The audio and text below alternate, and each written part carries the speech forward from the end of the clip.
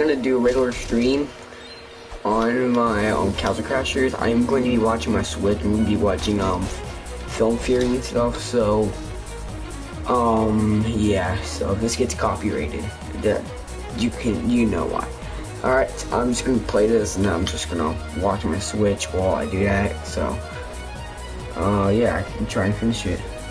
So this is about non-information, their own theories, and then adhere to those theories as undeniable truth, treating them almost as if they were a religion. You're given a piece of information, in this case a floating torso spinning through space, and 3 steps down the line, you've got a wild explanation for what it could possibly be, placing so much emphasis and emotional importance on it that you get it tattooed onto your own body, when in reality, none of it was canon to begin with. Now, I'd be lying if I said I hadn't made similar leaps in logic in my interpretation of characters, episodes, and Easter eggs in the past. I mean, it's just fun to look at puzzling things in the stories we consume and think about what the complete story or inspiration behind it really is. That's why you're watching this video, and hopefully why you're subscribed to this channel. If you're not subscribed to this channel, now is a perfect time to do so, because there is a whole heck of a lot of Rick and Morty discussion coming up over the next 5 weeks. It's just fun theorizing, you know? And that's not what the writers are calling out here. The problem that the writers are calling out is when those fun theories are treated like truth.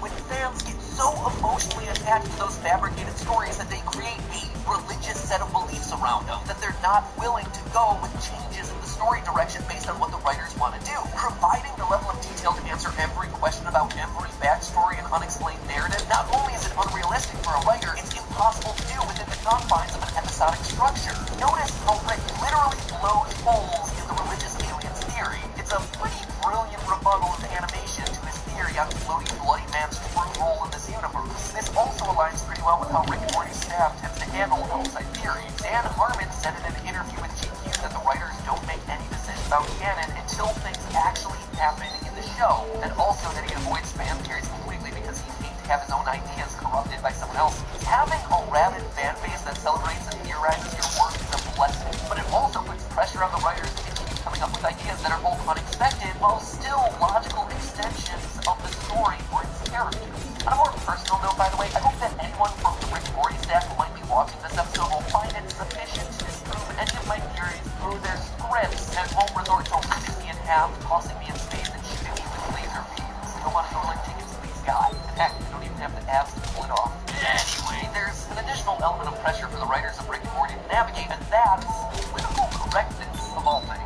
That might come as a surprise to you, but Rick and Morty and his fandom have been on the receiving end of a decent amount of criticism about their exemplification of toxic masculinity. With all that baggage, must come a desire to improve the show's image, inclusive, diverse, and that's where you get the bit about the Bechdel test in the middle of the episode. If you're not familiar with it, the Bechdel test is a measure gender inclusivity in fiction. A movie or book or show that doesn't feature 2 female characters discussing something other than a man fails the Bechdel test. So when Morty tells an awkwardly sexist story about his mother and sister fighting lady scorpions with their laser-powered special time, the episode passes the Bechdel test, but it doesn't in the strangest way possible. Now, I don't think that this story in this episode is meant to convey that the makers of Rick and Morty think the Bechdel test is dumb or somehow couldn't fathom stories involving 2 women talking about anything other than men, but rather they're trying to point out yet another factor that the writers now have to juggle. And finally, there's the metaphor of Story Lord himself.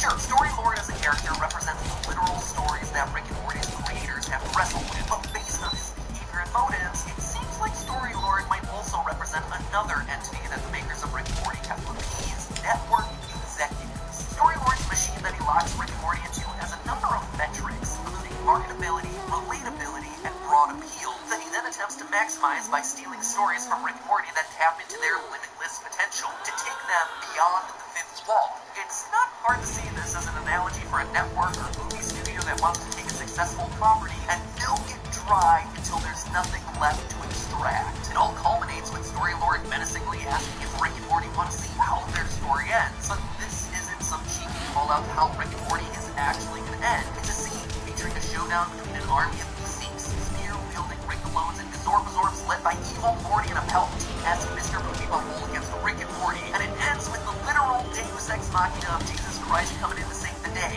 It's not so much that this is how Rick and Morty will end, but more that the makers of the show fear that it'll end this way if they lose creative control over their process. And in instead have to make stories that are forced to max out relatability, marketability, and broad appeal, sacrificing their integrity along the way. While that epic climactic battle doesn't explicitly reference any series, Game of Thrones, the fear of getting worn out or having to up the stakes to a ridiculous degree is clearly a real worry for these writers who have to appease the powers that be to stay on the air. Notice that Storylord's machine doesn't measure quality, it only measures the metrics that'll lead to a show being successful and profitable. So finding the balance between satisfying the network, satisfying the fans, while still writing compelling, challenging stories that are creatively satisfying complicates the entire process. And that is the question at the center of this episode. How do you please everyone?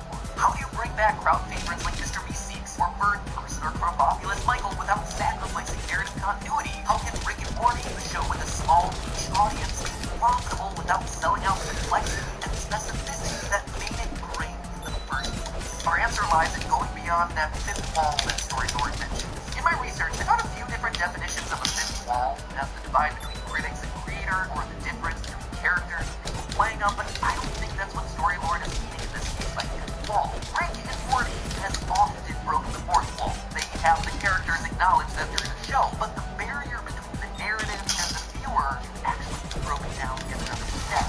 What is the purpose of a story? What is the purpose of its characters? The ultimate purpose is to make money, to sell things. We're no longer watching a narrative with characters, we're watching a marketing device called Rick and Morty meant to sell things, their own merchandise, Pringles, Wendy's. This results in a weird monologue from Rick about how proud he is of Morty for buying something, or to put it in his cynical yet praiseworthy words, You didn't ask questions or raise ethical complaints. You just looked straight into the bleeding jaws of capitalism and said, "Yes, Daddy, please." the voice in that writing is clearly sarcastic, but the point still stands that the success of any show hinges on its ability to sell products, either directly or indirectly by running ads around it. Notice that there was no real cold open for this episode. I don't know about your viewing of it, but for me, it was a Wendy's ad for breakfast sandwiches. A Wendy's ad for breakfast sandwiches that was produced by the Rick and Morty staff. At the midpoint of the episode, one of the ads was a Morty bot eating Pringles, and that's the point.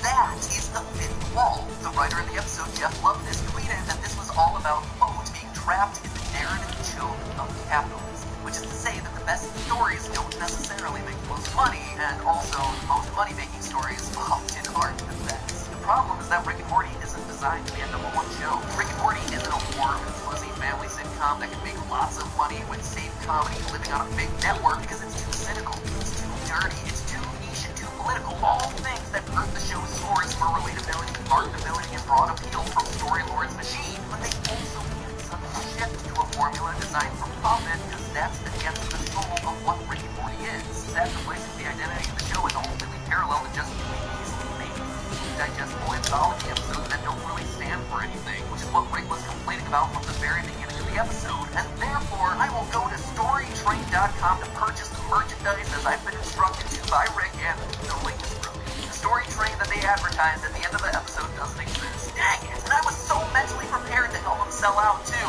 Oh well, Wendy's breakfast sandwiches will have to do. That biscuit did look really good. It carries a theme.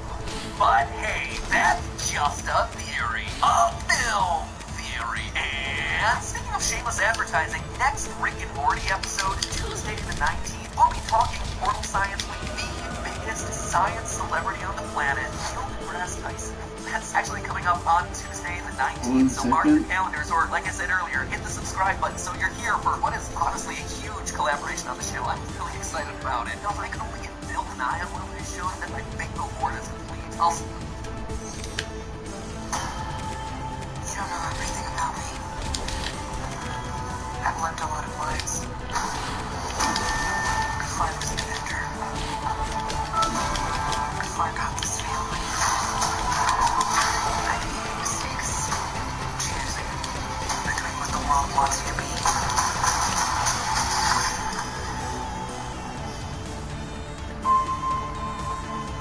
And who you are. There's a lesson here, and I'm not the one that's gonna figure it out. Don't worry, Rick. That's why I'm here. Hello, Internet. Welcome to Film Theory, where I'd like to personally congratulate Dan Harmon for finally getting to work on a 4th season of one of his shows. I mean, sure, 6 seasons of the movie didn't quite work out for you, but hey, things are looking a bit brighter when it comes to Rick and Morty, right? 100 years! Rick and Morty, what's it now? 100 years, Rick and Morty! I mean, that's a big promise, Dan, but to be fair, so few shows on television right now combine such subtle humor with big brain concepts that only us with the highest of IQs can totally understand, so I can see it sticking around for a long time. And yes, by the way, I do have my Rick and Morty tattoo. And no, you cannot see it. It's for the ladies' eyes only.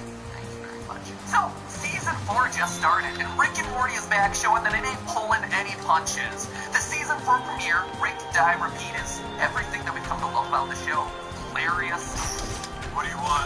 Meta. You ruined the Season 4 premiere! And most importantly, smart. This episode throws a lot at us, and I mean a lot. In this single episode, it does everything from showing us a universe full of fascist shrimp to holograms gaining corporeal forms to even referencing the anime classic of Akira. Oh, real nice, Rick. Turning our son into an Akira? Leave it to Jerry the normie to go and ruin anime for all of us. And because it does throw so much at us in this one episode, it's actually really easy to lose track of what this episode is really all about. Rick even calls it out for us in the episode, almost like it's a challenge. There's a lesson here, and I'm not the one that's gonna figure it out. So today I wanted to try something new, something that's a little bit more laid back, with fewer edits, a bit more of a casual discussion.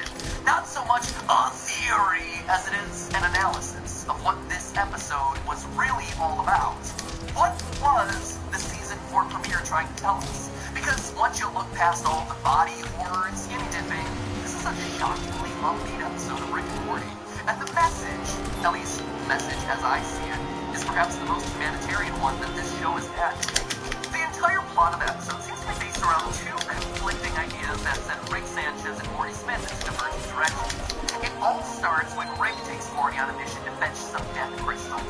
Rocks that, when they're touched, give you a prophetic vision of your future, specifically the death part of your future. Death crystals show you how you're gonna die. Your future stems from your present, which, if you're living right, keeps changing. Rick, of course, only wants the crystals to sell to the highest bidder. He doesn't want to know his own destiny, except when it helps him to avoid death in the immediate present. I don't use them. People that spend their life avoiding death are already dead. They're also rich, and I like to spend my life with their money. Rick's philosophy here boils down to one key phrase. The truth is, anyone that knows how they're definitely gonna die is either boring as double hockey sticks. Morty, however, seems to disagree. Ignoring Rick's advice, he decides to keep a death crystal in his pocket. And by touching it, he sees the various futures laid out before him, including one that involves him dying of old age in the loving arms of Jessica, the girl he's had a crush on since episode 1. Morty decides that this is the death that he wants, and he decides to relentlessly pursue that death by taking whatever steps necessary that will cause him to have that fate. Using the crystal in his pocket as compass, every move he makes and every word he says from that point forward is directed towards that end goal, which, as it turns out, leads him to crashing the space cruiser and killing Rick in the process, and then not taking the steps necessary to revive Rick. Hey, ho, ho! Not cloning your grandpa, time to go! Luckily for Rick, Operation Phoenix is still online in other parts of the multiverse. What the heck? I axed this protocol. Oh, and for those of you who don't remember, Operation Phoenix was actually the protocol introduced in Season 2's episode Big Trouble in Little Sanchez, a sort of immortality project for Rick to be reborn into a clone body if his main body ever bites the big one.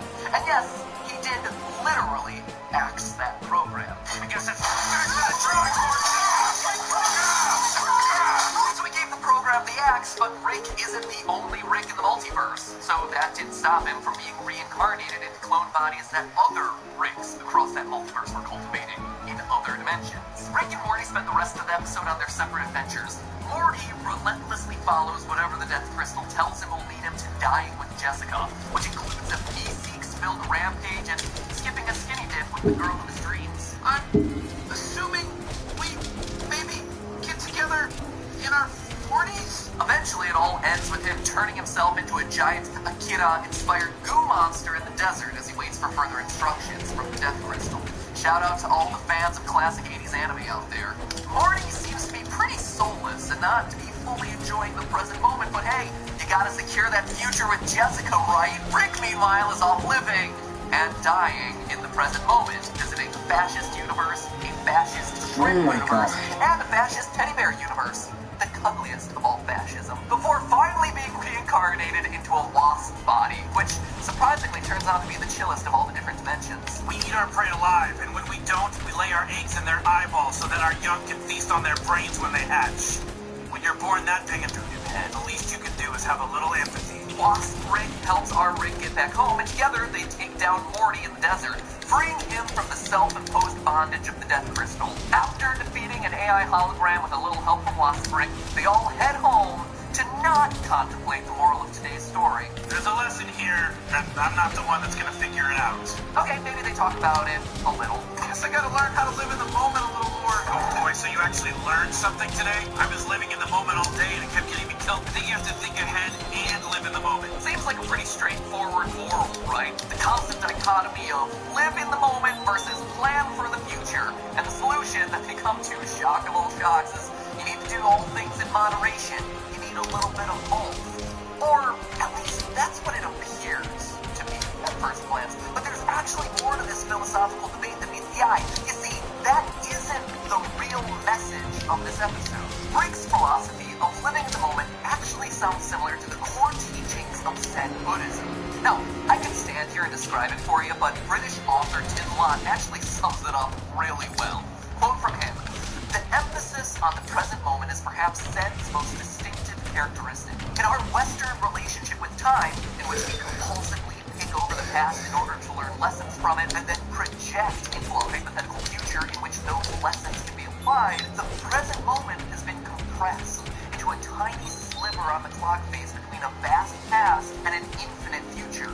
Zen, more than anything else, is about reclaiming and expanding the present moment. It tries to have you understand that there is no purpose in getting anywhere, and when you get there..." Another Lombax. Dr. Nefarious just crowned himself Emperor of this dimension. The boundaries between the universes are coming undone. Ratchet, we need your help. All you do is think about getting to some other future moment. Life exists in the present, or nowhere at all. And this seems pretty spot on when it comes to Morty, right?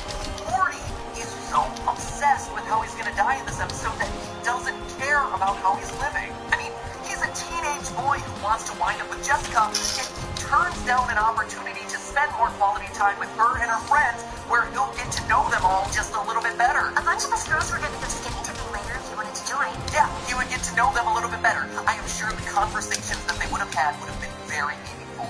Anyway, he pursues some vague idea of this future happiness, but in doing so, he ignores the happiness that's sitting right in front of him, undressing himself and jumping into the nearest lake.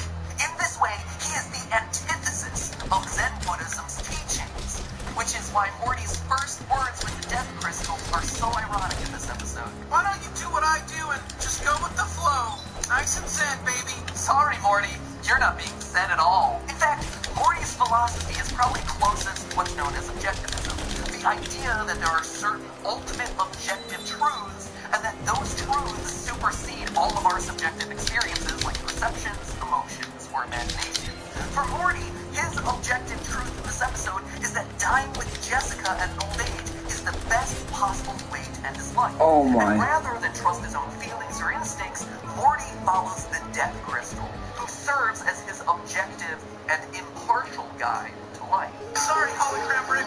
I'm going with the crystal on this one. To Morty, everything else in his world exists only to help him towards making that future a reality. He evaluates the moral rightness and wrongness of each action based on whether it's going to lead him closer to that end goal. So, allowing Rick to die and stay dead, well, it moves him closer to that ultimate goal, so it's okay. Same with attacking bullies, same with attacking the police. All of these are morally reprehensible things, but they become morally justified under Morty's value system, which only cares about one thing: whether or not it will benefit him and lead him to dying with Jessica.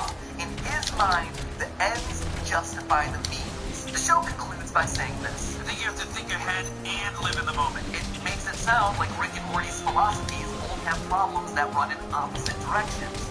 But in truth, Rick and Morty are both wrong for the exact same reason. You see, both Rick and Morty fall victim to the same trap. And that trap is ethical egoism. It's not catchy in the slightest. Ethical egoism is a theory, a consequentialist theory, that the consequences for any individual are the thing that matter the most when evaluating the morality of that individual's choices. Now, that sounds really complex and confusing, and it is when it's phrased that way, but it's really not that hard to understand, so let me simplify it. In short, egoism is all about taking actions that benefit you, even if they might be hurtful to others. So, Rick taking Morty on deadly adventures, example of egoism. Morty vaporizing bullies because he wants to get with Jessica, egoism. If that sounds like an inherently selfish and potentially dangerous philosophy with which to look at the world, well, you're not wrong. But it is founded on a reasonable core principle, right? The fact that each individual person is the best expert on how to make themselves happy. By allowing everyone to be free to pursue whatever makes them happy in life, well, everyone will just take care of their own happiness and society will be all the better for it. That's the idea, but I think you can probably see a couple problems with it, right? If you're only looking out for your own self-interest, those interests might wind up being detrimental to others. I mean, in a Rick and Morty context, just look at what makes Probobulous Michael happy. Hi, Morty. I'm Probobulous Michael. I'm an assassin. I just love killing. If he's set free on society out to pursue his own happiness, it means a lot of other people are going to have their happiness prematurely cut off. The episode makes it seem like the solution is to find a compromise between the extremes of plan for the future and live in the present moment. But both Rick and Morty miss the point. It's not about either of those things. It's not about planning for the future or living in the moment. It's about not being a selfish jerk in the immediate. Not being a pure egomaniac.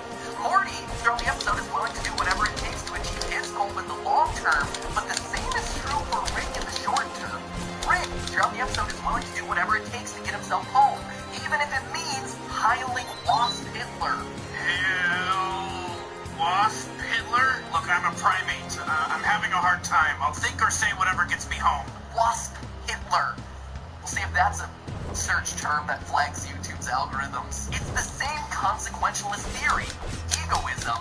What eventually saves both Rick and Morty isn't learning to plan for the future, but learning the importance of empathy from Wasp Rick. Well, here's how it works with wasps. We eat our prey alive, and when we don't, we lay our eggs in their eyeballs so that our young can feast on their brains when they hatch. When you're born that big a jerk, the least you can do is have a little empathy. It's that moment of empathy from Wasp Rick that allows our Rick to eventually return home. And it's that empathy that he learns that gets him to save and care for Morty. I mean, look at how caring and gentle he is to Morty when he's rescued from the Akira. Oh my god. Quiet, idiot, quiet. It's gonna be alright. He has never expressed that level of care to Morty, and yet here it is on full display. Morty similarly has an eye-opening revelation in the post-credits scene when he learns that the future he foresaw this entire time was actually just a vision of him dying without any friends or family, with Jessica working as a hospice nurse who stayed with him simply because he had no other loved ones there to comfort him. Rick doesn't abandon his philosophy of living in the moment, and Morty doesn't have to abandon his philosophy of planning for the future. Instead, both of them learn to see outside of their own self-interest. Ultimately, whether you prioritize the present or plan for the future doesn't matter. I'm gonna stream here. Focus on I'm gonna stream here. See you guys in the next one.